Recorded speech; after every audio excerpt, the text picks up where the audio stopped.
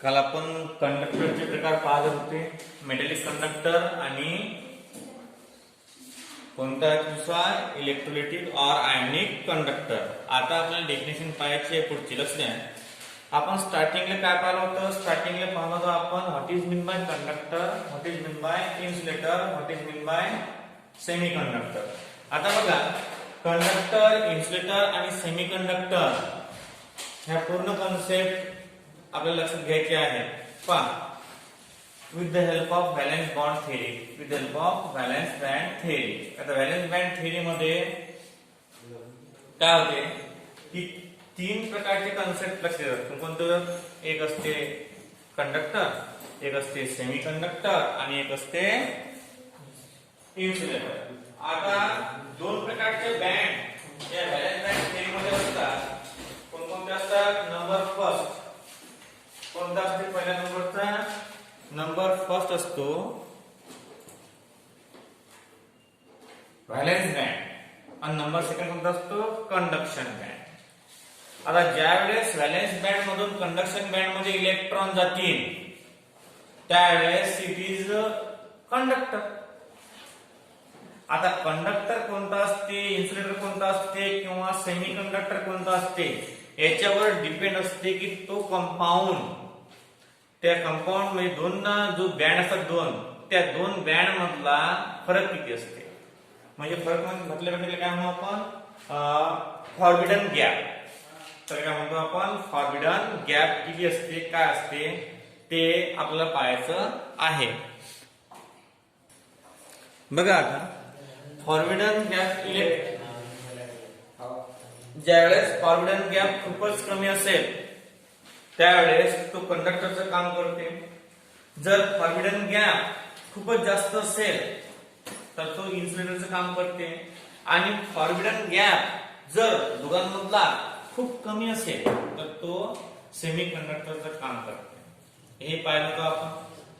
नंतर पाहिलं होतं आपण की कोणत्या कोणत्या डायरेक्शन इलेक्ट्रॉनची कंडक्शन जे होते, समजा ज्यावेळेस आपण एलिमेंट पाहतो ते एलिमेंट कसे असतात, समजा कंडक्टर, इन्सुलेटर, तर सेमी कंडक्टरच्या प्रॉपर्टीज पाहितो आपण. ते सेमी कंडक्टरच्या प्रॉपर्टी पाहत असताना आपण हे लक्षात घेतलं होतं काल की ज्या वेळेस सेमी कंडक्टरच्या प्रॉपर्टीज आपण पाहू त्यावेळेस तो ग्राउंड स्टेटली इन्सुलेटरचं काम करते. सेमी कंडक्टर ग्राउंड स्टेटले काय कोणतं काम करते? इन्सुलेटरचं. आणि बट ज्यावेळेस तो एक्साइटेड स्टेटवर जातो त्यावेळेस तो कोणतं काम करतो? कंडक्टरचं. आणि आपण दोघांचीही प्रॉपर्टी जर दाखवून झाला, इन्सुलेटरचे काम दाखवून झाला, सेमी कंडक्टरचे काम दाखवून, म्हणजे इन्सुलेटरचं आणि कंडक्टरचं काम दाखवून झाला, त्याला आपण काय म्हणतो? त्याला आपण म्हणतो सेमी कंडक्टर. द कंपाउंड किंवा द ॲटम किंवा the element which contain the properties of both conductor as well as insulator, त्याला आपण काय म्हणतो? सेमी कंडक्टर म्हणतो. आता कसं असते, समजा एखादा सबस्टन्स आहे, तर एखादा सबस्टन्स सॉलिड स्टेट मध्ये असताना इन्सुलेटर असतो, परंतु ज्यावेळेस आपण त्याला ॲक्वास सोल्युशन मध्ये आणतो, म्हणजे त्याला पाण्यामध्ये मिक्स करतो, त्यावेळेस तो कशाचं काम करतो? कंडक्टरचं काम करतो. आता एक्झाम्पल जर घ्यायचं राहिलं, कोणतं एक्झाम्पल सांग तुम्ही? याचं एक्झाम्पल आपल्याला एकच सांगता येईल चांगल्या प्रकारचे, आपण पहिल्यापासून पाहून आहोत. मीठ पाण्यामध्ये टाकलं असता, it is a good conductor of heat and electricity. परंतु ज्यावेळेस आपण मीठ हे सॉलिड असते, म्हणजे पाण्याचा प्रभाव नसतो, त्यावेळेस it is act as a bat म्हणजे इन्सुलेटर. मिठाच्या थैलीत जर आपण 2 इलेक्ट्रिकच्या वायर टाकल्या त्याचा शॉक लागत नाही. जर तेच मीठ आपण पाण्यामध्ये टाकलं आणि त्यात जर वायर टाकल्या आपण त्याचा शॉक लागतो.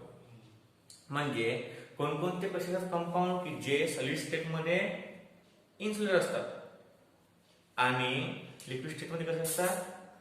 कंडक्टर असतात. अशा प्रकारचे कंपाऊंड असतात याला आपण म्हणतो सेमी कंडक्टर किंवा इलेक्ट्रोलाइट, किंवा काय म्हणतो? इलेक्ट्रोलाइट म्हणता येईल. काय म्हणतो? इलेक्ट्रोलाइट. आता तुम्हाला मग कोणते सबस्टन्स काय की पाण्यात टाकला म्हणजे इलेक्ट्रिसिटी वाहते म्हणून नाही. जो इलेक्ट्रोलाइट आहे आता इलेक्ट्रोलाइट हा कोणत्या कंपाऊंड पासून बनते? जे कंपाऊंड आयोनिक आहे. आयोनिक म्हणजे ज्या कंपाऊंड पासून दोन आयन्स तयार झालेले असतात. पण पहिला कोणता असते? पहिला असते पॉझिटिव्ह, दुसरा असते निगेटिव्ह. ज्यावेळेस तुम्ही मीठ म्हणजे NaCl हे पाण्यामध्ये सोडता त्यावेळेस काय होते?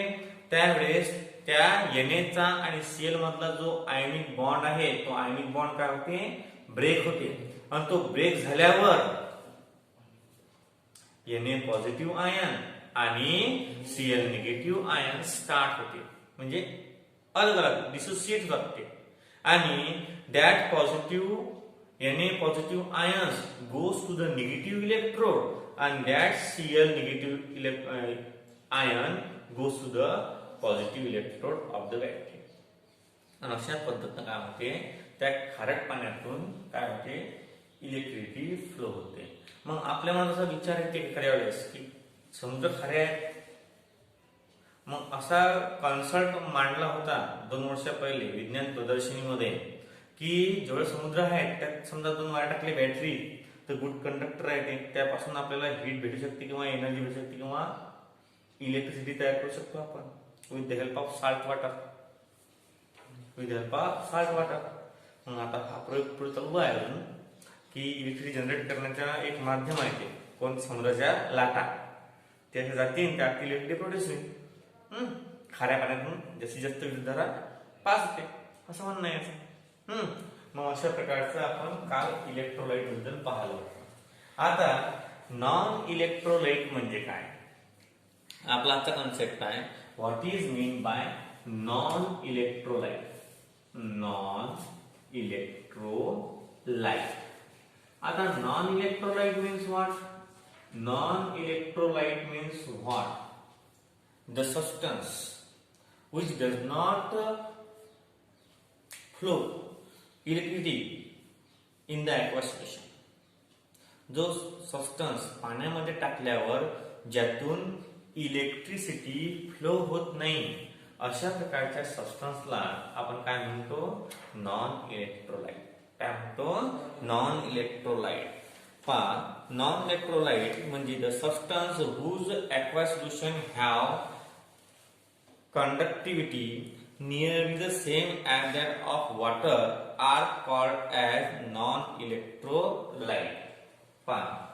The substance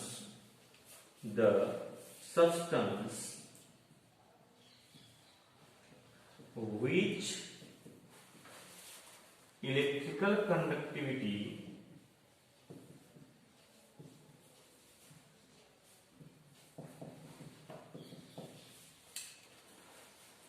is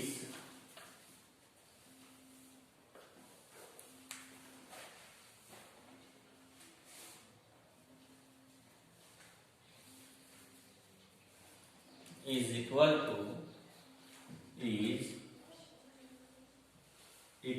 to किंवा same as that of water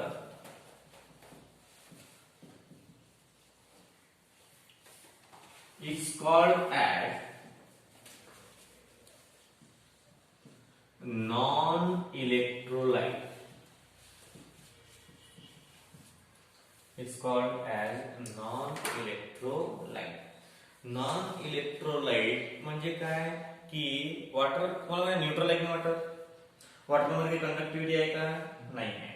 water मध्ये करंट लागते काय? नाही. प्युअर वॉटर बरोबर हे मिक्सचर नाही यातून लागते. प्युअर वॉटर मधून काय लागते? करंट लागत नाही. आणि म्हणून नॉन इलेक्ट्रोलाइट म्हणजे किंवा आपली जे डेफिनेशन आहे ते यूज केली इथं हे जर समजलं the substance whose aqueous solution does not conduct electricity is called as non-electrolyte.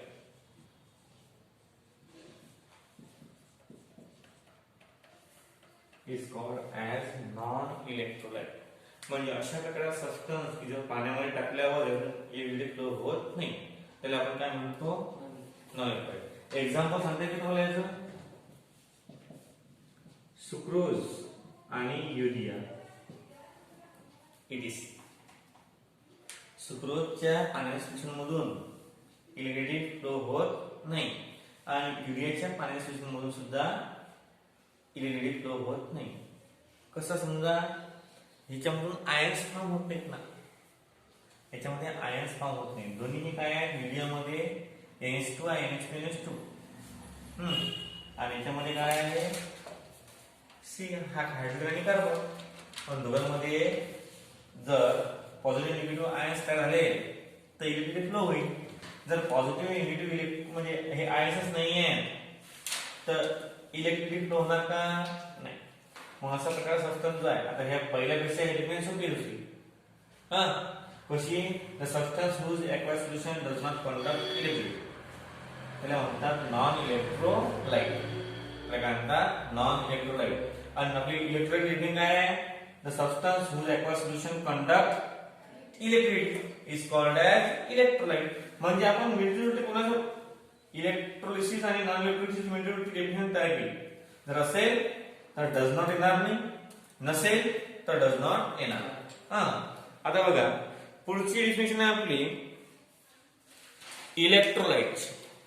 What is mean by electrolyte आणि state its different type. Electrolyte म्हणजे काय आणि त्याच्या टाइप आपल्याला सांगायचे आहे.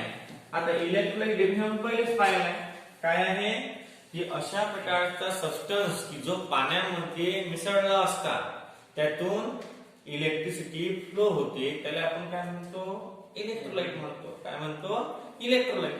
मग आता इलेक्ट्रोलाइट व्याख्या काय आहे सांगा बरं मला. इलेक्ट्रोलाइट आता इलेक्ट्रोलाइट म्हणजे the substance whose aqueous solution conduct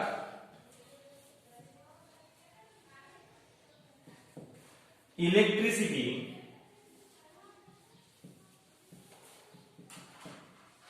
is called electrolyte. म्हणजे अशा प्रकारचा सबस्टन्स की जो कंडक्ट करतो. काय कंडक्ट करतो इलेक्ट्रिसिटी. कधी पाण्यामध्ये मिक्स झाल्यावर. कधी पाण्यामध्ये मिक्स झाल्यावर तो असतो इलेक्ट्रोलाइट. आता इलेक्ट्रोलाइटचे प्रकार कसे होतात. कोणकोणते इलेक्ट्रोलाइट स्ट्रॉंग असतात, कोणकोणते इलेक्ट्रोलाइट काय असतात वीक असतात. मग बघा आता the substance which aqua solution conduct electricity is called as electrolyte. Type of electrolyte. काय आहे तुझ्या टॉपिक आपला type of electrolyte. Type of electrolyte कसं असते समजा इलेक्ट्रोलाइट आहे तर इलेक्ट्रोलाइट मध्ये कसं कन्सेप्ट असते की इलेक्ट्रोलाइट आहे परंतु कंडक्ट होऊन राहिली इलेक्ट्रिसिटी कोणत्या प्रमाणात जास्त प्रमाणात होऊन राहिली कमी प्रमाणात होऊन राहिली. जास्त प्रमाणात होऊन राहिली आणि कमी प्रमाणात होऊन राहिली. मग तो जास्त प्रमाणात काय करते कंडक्ट करते इलेक्ट्रिसिटीला त्याला आपण स्ट्रॉंग म्हणतो. जो कमी प्रमाणात करतो त्याला काय म्हणतो आपण वीक. मग अशा अलग अलग प्रकारचे कन्सेप्ट आहेत. म्हणजे इलेक्ट्रोलाइट जर समजलं तुम्हाला तर स्ट्रॉंग काय म्हणतात आणि वीक काय म्हणतात हे चांगल्या प्रकारे समजून जाते. आता कसं समजून जाईल तुम्हाला समजा इलेक्ट्रोलाइट म्हणता बरोबर तुम्हाला काय आठवते मिठाचं पाणी आठवते. आता मिठाचं पाणी आठवते तर स्ट्रॉंग आहे काय वीक आहे काय ते कोण सांगते की कंडक्टिव्हिटी म्हणजे किती प्रमाणात व्होल्टेज तो देऊन राहिला किंवा किती प्रमाणात करंट इलेक्ट्रॉन कोणते किती प्रमाणात फ्लो होऊन राहिले याच्यावर डिपेंड असते की तो स्ट्रॉंग आहे की वीक आहे. तो स्ट्रॉंग आहे की वीक आहे. आता टाइप ऑफ इलेक्ट्रोलाइट मध्ये पहिला आहे स्ट्रॉंग. पहिला काय आहे स्ट्रॉंग. आता स्ट्रॉंग इलेक्ट्रोलाइट मध्ये काय दिलेलं आहे पहा बरं. Number first strong electrolyte the substance strong electrolyte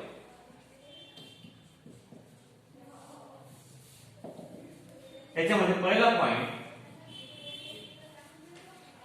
the substance such as ionic salt, the substance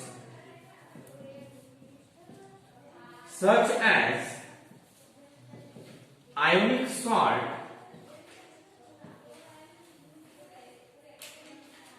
strong acid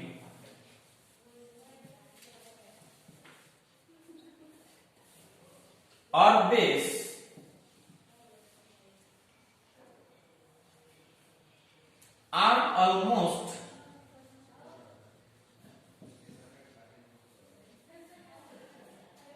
are almost completely dissociate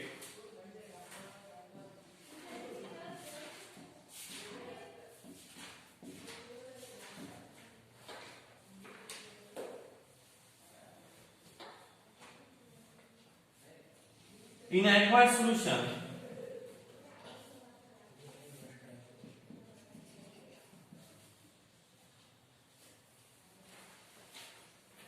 is called strong electrolyte.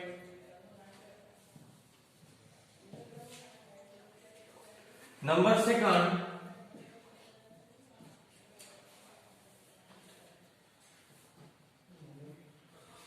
the solution of strong electrolyte, the solution of strong electrolyte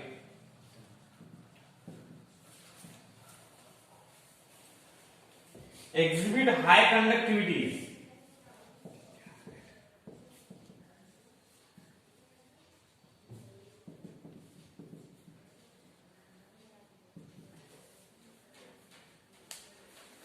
लक्ष द्या पहा पहिला आहे आपला strong electrolyte काय आहे strong electrolyte आता strong electrolyte म्हणजे काय होते पहा the substance such as ionic salt ionic salt म्हणजे NaCl KCl MgCl2 हे आयोनिक सॉल्ट आहे आयोनिक सॉल्ट म्हणजे जे सॉल्ट दोन प्रकारचे आयन्स फॉर्म करतात त्याला आपण आयोनिक सॉल्ट म्हणतो एक मेटल असते एक असते नॉन मेटल समजा NaCl आहे NaCl मध्ये Na काय आहे मेटल आणि Cl काय आहे सॉल्ट किंवा आपण काय त्याला नॉन मेटल त्याचप्रमाणे दुसरा कोणता आपला KCl K positive is a metal Cl is a non metal त्याचप्रमाणे MgCl2 Mg काय आहे मेटल Cl2 नॉन मेटल मग ज्यावेळेस हा मेटल आणि नॉन मेटल मधला बॉन्ड तयार होते त्यावेळेस तो कंपाऊंड कोणता असतो तो कंपाऊंड असतो आयोनिक कंपाऊंड तो कंपाऊंड कोणता असतो आयोनिक कंपाऊंड मग आता म्हणजे substance such as ionic salt म्हणजे मेटल आणि नॉन मेटल पासून तयार होणारा compound strong acid HCl H2SO4 और बेसिस किंवा base NaOH KOH are almost completely dissociate in the aqueous solution is called as strong electrolyte. Strong electrolyte म्हणजे अशा प्रकारचं सोल्युशन की ज्या सोल्युशन मध्ये आयोनिक सॉल्ट स्ट्रॉंग ऍसिड और bases are almost completely dissociate हे ऑलमोस्ट कंप्लीटली डिसोसिएट होतात in the aqueous solution. aqueous solution म्हणजे पाण्यामध्ये समजा पाणी आहे तर पाण्यामध्ये टाकल्यावर डायरेक्ट काय होते मिक्स होतात त्याच्यामधले आयन्स अलग अलग पडतात बाहेर पडतात म्हणजे सिंपल म्हणजे काय आहे की अशा प्रकारचे पदार्थ की जे पाण्यामध्ये विरघळतात अशा प्रकारचे पदार्थ की जे पाण्यामध्ये विरघळतात त्या पदार्थाला म्हणतो आपण काय म्हणतो स्ट्रॉंग इलेक्ट्रोलाइट कम्प्लिटली कसं असते काही काही ते विरघळते काही विरघळत नाही अशा प्रकारातला हे असते आता समजा गोटा घेतला आपण गोटा पाण्यामध्ये टाकला तर विरघळणार काय नाही मग तो स्ट्रॉंग इलेक्ट्रोलाइट होणार काय नाही समजा एखादा पदार्थ आपण पाण्यामध्ये टाकला असता तो कम्प्लिटली डिसोसिएट होते त्याचं अस्तित्वच राहत नाही समजा NaCl आहे मीठ आणि मीठ जर आपण पाण्यात टाकलं आणि पाण्याला स्थिर केलं म्हणजे फिरवलं, तुम्हाला मीठ दिसणार का त्यात? त्याला म्हणतात कम्प्लिटली डिसोसिएट. त्याला काय म्हणतात? Completely dissociate. म्हणजे एखाद्या कंपाऊंड दुसऱ्या कंपाऊंड मध्ये आपली स्वतःची आयडेंटिटी लूज करून टाकते. एक्झाम्पल बेस्ट म्हणजे अल्कोहोल आणि वॉटर पाहिजे तुम्ही, मिक्स झाल्यावर माहित पडते काय अल्कोहोल कोणता आहे, वॉटर कोणता आहे. किंवा दूध किंवा पाणी पाहिलं तुम्ही, पाणी जर दुधामध्ये टाकलं आपण तर माहित पडते काय. मग अशा प्रकारचं होमोजिनियस मिक्सचर, होमोजिनियस सोल्युशन की एक कंपाऊंड कम्प्लिटली डिसोसिएट होते इन द सेकंड कंपाऊंड, त्याला म्हणतो आपण स्ट्रॉंग ऍसिड किंवा स्ट्रॉंग बेस. कोणते म्हणा, एक तर स्ट्रॉंग ऍसिड असेल, एक तर स्ट्रॉंग बेस असेल, एक तर आयोनिक सॉल्ट असेल.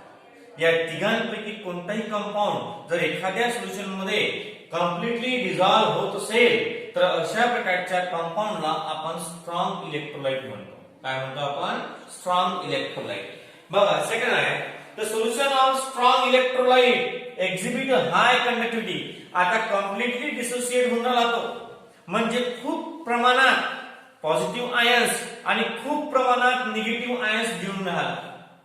आता ज्यावेळेस खूप प्रमाणात, तुम्हाला सांगितलं मी सेकंड नंबर आपण काल पाहिला इलेक्ट्रोलाइट, तर इलेक्ट्रोलाइट मध्ये कोण कंडक्शन करते? इलेक्ट्रिझम आयन्स.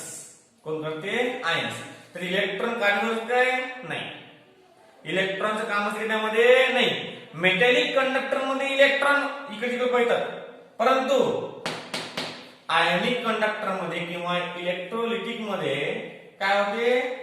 जे आयन्स असतात ते आयन्स ट्रान्सफर करतात, one from the current pass करतात ते एका जागेपासून तर दुसऱ्या जागेपर्यंत. अशा प्रकारच्या कंपाऊंडला आपण काय म्हणतो? अशा प्रकारच्या कंपाऊंडला आपण म्हणतो स्ट्रॉंग इलेक्ट्रोलाइट. का बरं? कारण ते कम्प्लिटली डिसोसिएट होतात. कम्प्लिटली डिसोसिएट झाल्यानंतर काय होते? खूप मोठ्या प्रमाणात आयन्स फॉर्म होतील. ते पाणी राहणार नाही. त्यामुळे समजा आपण मीठ टाकलं तर पाण्यामध्ये Na पॉझिटिव्ह अलग निघतील, Cl निगेटिव्ह अलग निघतील. मग काय होईल? these are ते कंडक्शन करतील. कोणाचं? इलेक्ट्रिसिटीचं. आता इलेक्ट्रिसिटीचं कंडक्शन करून आले म्हणजे कंडक्टिव्हिटी काय होणार आहे? हाय. कंडक्टिव्हिटी काय होणार आहे? हाय. आणि म्हणून कंडक्टिव्हिटी हाय कारणानं म्हणजे हाय असल्या कारणानं याला काय म्हणतात? Strong electrolyte. त्याला काय म्हणतात? Strong electrolyte. अशा प्रकारचं हे आलं स्ट्रॉंग इलेक्ट्रोलाइट. आणि दुसरा एक तर स्ट्रॉंग असेल, एक तर मग काय असणार? वीक. कोणता दुसरा? Second number weak electrolyte. Weak electrolyte. आता वीक इलेक्ट्रोलाइट म्हणजे काय होतं? का बरं? वीक इलेक्ट्रोलाइट म्हणजे the substance are not almost completely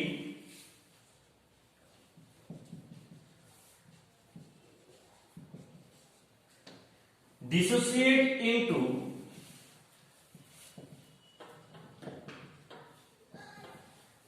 aqueous solution is called weak electrolyte.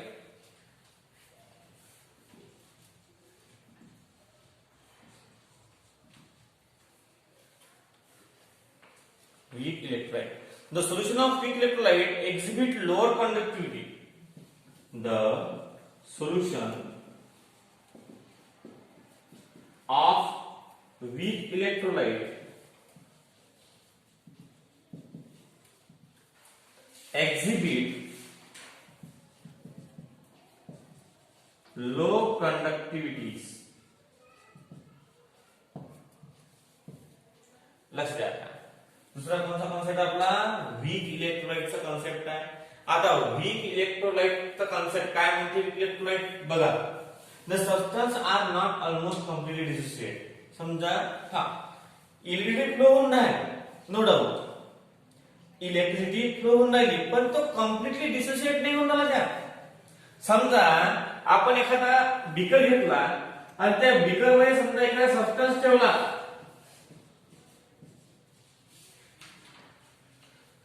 वरून पाणी टाकलं आपण सबस्टन्स मध्ये.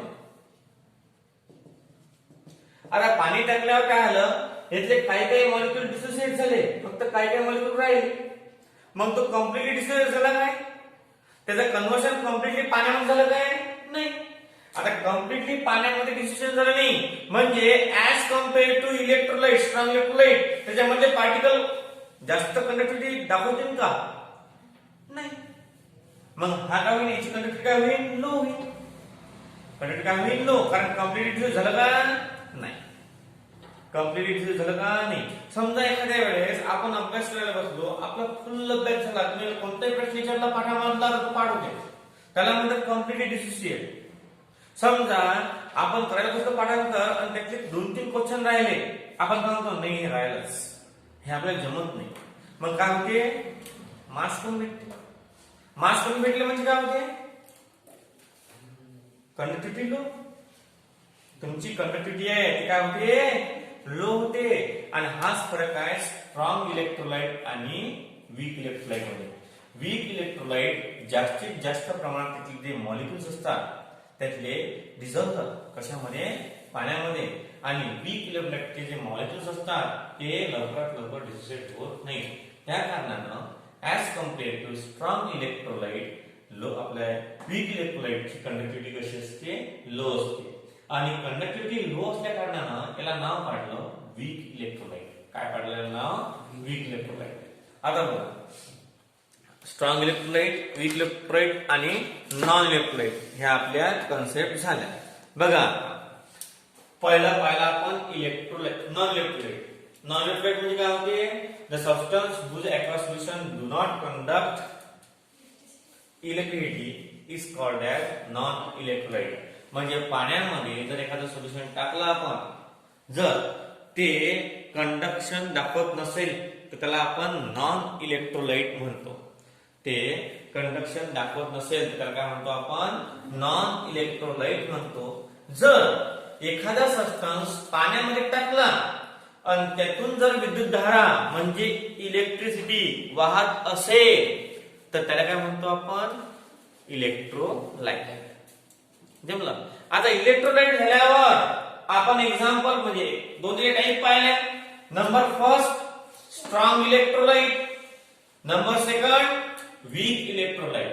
आता स्ट्रॉंग इलेक्ट्रोलाइट म्हणजे काय होते, स्ट्रॉंग इलेक्ट्रोलाइट म्हणजे की जो सबस्टन्स कोणताही असो म्हणतो, तो एक तर साल्ट असो, एक तर ऍसिड असो, एक तर बेस असो, जर पाण्यामध्ये कम्प्लिटली डिझॉल्व होत असेल तर तो झाला स्ट्रॉंग इलेक्ट्रोलाइट. म्हणजे पूर्णतः विरघळीन आणि विरघळल्यावर त्यातून इलेक्ट्रिक फ्लो होणार, त्याला म्हणतात स्ट्रॉंग इलेक्ट्रोलाइट. त्याला काय म्हणतो, स्ट्रॉंग इलेक्ट्रोलाइट. त्याला म्हणतात स्ट्रॉंग इलेक्ट्रोलाइट. म्हणजे पाण्यामधल्या सोल्युशन मधून इलेक्ट्रिसिटी पास करणं, पाण्यामधल्या सोल्युशन मधून इलेक्ट्रिसिटी काय करणं, पास करणं, याला म्हणतात स्ट्रॉंग इलेक्ट्रोलाइट. कम्प्लिटली डिसोसिएट होईल तर आयन जास्तीत जास्त फॉर्म होतील. समजा इथं 10 मॉलिक्युल्स आहेत NaCl चे. किती मॉलिक्युल्स आहेत, 10. तर मग 10 Na पॉझिटिव्ह आणि 10 Cl निगेटिव्ह आयन देईल. स्ट्रॉंग झालं ना ते, पूर्ण सोल्युशन झालं. त्या सोल्युशन मध्ये मायग्रेशन करून आले आयन जे आहेत ते काय करून आले, मायग्रेशन केल्यामुळे इलेक्ट्रिसिटी फ्लो होऊन राहिली. मायग्रेशन केल्यामुळे काय होऊन राहिली, इलेक्ट्रिसिटी फ्लो होऊन राहिली. मग अशा प्रकारचा कन्सेप्ट कशामध्ये येते, स्ट्रॉंग इलेक्ट्रोलाइट मध्ये येते. आता आपल्याला पाहायचं आहे वीक इलेक्ट्रोलाइट. आयन जास्त आहेत तर कंडक्टिव्हिटी कशी राहणार आहे, हाय. आता वीक इलेक्ट्रोलाइट मध्ये काय होणार आहे, वीक इलेक्ट्रोलाइट मध्ये अशा प्रकारचा कन्सेप्ट येणार आहे की तो समजा एखादा सबस्टन्स जर आपण पाण्यामध्ये किंवा एखाद्या ऑर्गॅनिक सॉलिड मध्ये टाकला, तो पूर्णतः विरघळत नाही. तो पूर्णतः विरघळते काय नाही.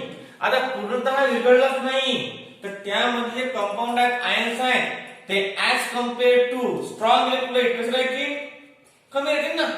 आणि कमी राहिल्यावर काय होते, त्यातून इलेक्ट्रिसिटी फ्लो होणार का, होणार. पण ऍज कम्पेअर टू स्ट्रॉंग थोडीशी कमी. आणि म्हणून त्याला काय म्हणतात वीक इलेक्ट्रोलाइट. याची कंडक्टिव्हिटी काय असते वीक असते. का बरं वीक असते due to lower number of ions form when it dissolve in water or organic solvent. कारण या कन्सेप्ट मध्ये आयन्स रिस्पॉन्सिबल असतात for the conduction of heat and electricity या कंडिशन मध्ये. आणि जे आपण मेटॅलिक कंडक्टर पाहिलं होतं त्या मेटॅलिक कंडक्टर मध्ये electron are responsible for the conduction of electricity. पण in ionic compound the ions are responsible for the conduction of electricity. अशा प्रकारे हे झालं पहिलं. आता आपल्याला पाहायचं आहे की electrical conductance of the solution. Electrical conductance of a solution तुम्ही फिजिक्स मध्ये पाहिलं असेल हे इलेक्ट्रिसिटी मध्ये. रेजिस्टन्स म्हणजे काय कंडक्टन्स म्हणजे काय ते आपल्याला डबल पाहायचं आहे. हा बघा रेजिस्टन्स काय पाहायचं आपल्याला पहिले. रेजिस्टन्स म्हणजे काय. आता रेजिस्टन्स म्हणजे काय होते रेजिस्ट म्हणजे काय होते रोखणे. रेजिस्ट म्हणजे काय होते रोखणे. रेजिस्टन्स म्हणजे रोखणारा सबस्टन्स. मी काय म्हणलो रेजिस्ट म्हणजे काय होते रोखणे. रेजिस्टन्स म्हणजे रेजिस्ट प्लस सबस्टन्स. त्याला काय म्हणतो आपण रेजिस्टन्स. मग रेजिस्टन्स काय करते करंट रोखण्याचं काम. तर पाहू ना काय आहे लक्ष द्या. रेजिस्टन्सची व्याख्या लिहू पहिले.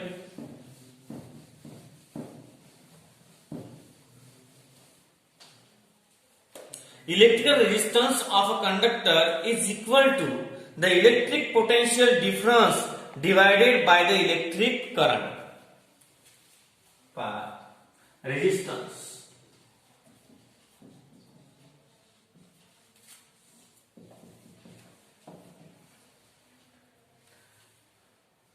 The electric resistance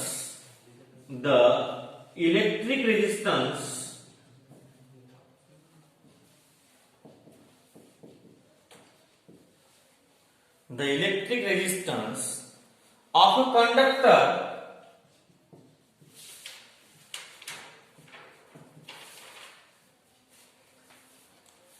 is equal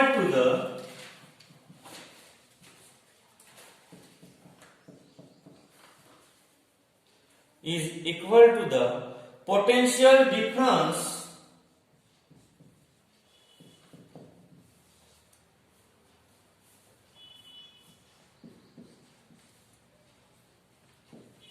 divided by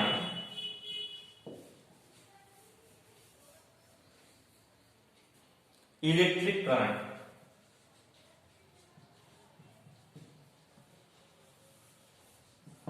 फॉर्म्युल्यावरून definition तयार केलेली आहे. आणि जो फॉर्म्युला वापरलेला आहे त्यांनी तो कोणता आहे ओहम्स लॉ. कोणता आहे ओहम्स लॉ. ओहम्स लॉ काय म्हणते रे I is directly proportional to the V. I is directly proportional to V. मग आता ओहम लॉ बघा माहिती आहे तुम्ही डाव्या पासून कोण राहिले. ओहम लॉ काय म्हणते electric current is directly proportional to the potential difference between the two potentials.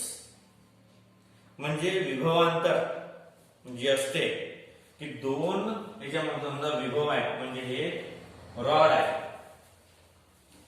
याच्यामध्ये जे अंतर असते ते अंतर आणि इलेक्ट्रिक करंट हे एकामेकाला डायरेक्टली प्रोपोर्शनल असतात. हा ओम्स न काढलेला लॉ आहे. मग आपण हे डायरेक्टली चिन्ह जे आहे ते कन्वर्शन करतो का इक्वल मध्ये. तर इक्वल मध्ये करत असताना आपण काय करत असतो एखादा कॉन्स्टंट घेत असतो. काय असतो कॉन्स्टंट. तर मग I equal to I V झालं. मग therefore R equal to V upon I. Sorry उलट वाटते. V equal to IR. जमला. V equal to IR. आणि आणि देअरफॉर आर इक्वल टू काय व्ही अपॉन आय. म्हणजे रेजिस्टन्सची व्याख्या कशी होईल पहा. The electric resistance of a conductor is equal to the potential difference divided by electric current. याला म्हणतात रेजिस्टन्स. हे तुमचं व्हायला वाटतं फिजिक्स मध्ये हा. पहा, the electric resistance of a conductor is equal to the potential difference divided by the electric current. V equal to Ri. And therefore R equal to V upon I, and that R is called as resistance. आता मला सांगा तुम्ही या volt म्हणजे हे जे विभवांतर आहे त्याला आपण काय म्हणतो पोटेन्शियल डिफरन्स. हे कशामध्ये मोजतात रे? पोटेन्शियल डिफरन्स कशामध्ये मोजतात? व्होल्ट मध्ये. कशामध्ये मोजतात ते? व्होल्ट मध्ये. आणि इलेक्ट्रिक करंट रे एंपियर. इलेक्ट्रिक करंट कशामध्ये मोजतात? एंपियर मध्ये. मग आपण आर कशामध्ये मोजू? R equal to volt upon ampere. आणि या व्होल्ट अपॉन एंपियरला आणि हा लॉ कोणता होता? ओम्स लॉ होता ना. आणि म्हणून या व्होल्ट अपॉन एंपियरला काय म्हणतात? ओहम म्हणतात. काय म्हणतात? ओहम. काय म्हणतात? ओहम. का बरं? त्याने तो लॉ काढला होता म्हणून त्याच्या स्मृती प्रित्यर्थ त्याचं नाव आलं पाहिजे म्हणून युनिटच्या ठिकाणी ओहम या शास्त्रज्ञाचं नाव लिहितात. मग अशा प्रकारे नवीन नवीन कन्सेप्ट जर तुम्ही काढसाल तर तुम्ही एखाद्या क्वांटिटीच्या पुढे तुमचं युनिट लागणार ना. असंही होऊ शकते. मेक पॉझिटिव्ह, बी पॉझिटिव्ह, निगेटिव्हचा प्रश्नच नाही. हा पाच. Electric resistance of a conductor is equal to the potential difference divided by electric current. And therefore R equal to V upon I. And therefore the unit of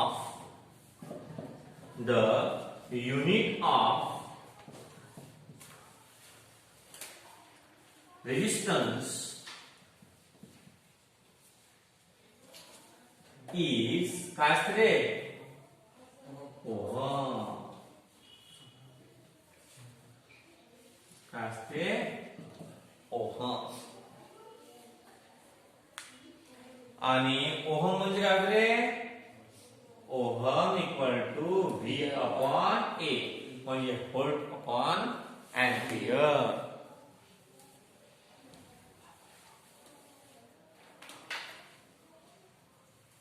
volt upon ampere. आता अशा पद्धतीनं हे आपलं lesson झालं. आपण किती concept पाहिले? कसले? नंबर फर्स्ट कधी बोलवला? Non electrolyte. नॉन इलेक्ट्रोलाइट म्हणजे काय होते? नॉन इलेक्ट्रोलाइट म्हणजे काय होते? नॉन इलेक्ट्रोलाइट म्हणजे काय होते? सबस्टन्स त्या सबस्टन्सचं सोल्युशन इलेक्ट्रिसिटी कंडक्ट करू शकत नाही त्याला म्हणतो आपण नॉन इलेक्ट्रोलाइट. इलेक्ट्रोलाइट म्हणजे काय होते? ऍक्वा सोल्युशन इलेक्ट्रिसिटी कंडक्ट करते त्याला म्हणतात इलेक्ट्रोलाइट. इलेक्ट्रोलाइटचे दोन प्रकार पडतात. Strong electrolyte, weak electrolyte. Strong electrolyte मध्ये जे आयन्स असतात ते आयन्स कम्प्लिटली डिसोसिएट म्हणजे एखादा सबस्टन्स त्याच्या आयन्स मध्ये कम्प्लिटली डिसोसिएट होते त्याला म्हणतो आपण काय म्हणतो आपण? Strong electrolyte such as sucrose आणि युरिया. आणि वीक इलेक्ट्रोलाइट म्हणजे काय होते? एखादा सबस्टन्स कम्प्लिटली डिसोसिएट होत नाही ऍक्वा सोल्युशन मध्ये आणि त्याची कंडक्टिव्हिटी काय करून टाकते? लो करून टाकते. अशा प्रकारच्या कंपाऊंडला आपण काय म्हणतो? Weak electrolyte. आणि नंतर पाहिलं आपण रेजिस्टन्स. रेजिस्टन्स म्हणजे काय होते? Resistance is the ratio of potential difference and the electric current. The unit of resistance is ohm by the respected ohm. Memories of respected Mr. Ohm च्या नावाची मेमरी नाही मी ओहम नाव. तसं याचं युनिट काय आहे? व्होल्ट पर एंपियर. काय आहे? Volt पर ampere. अशा प्रकारे आजसाठी आपण एवढंच पाहू आणि बाकीचं आपण लेक्चरमध्ये पाहूया.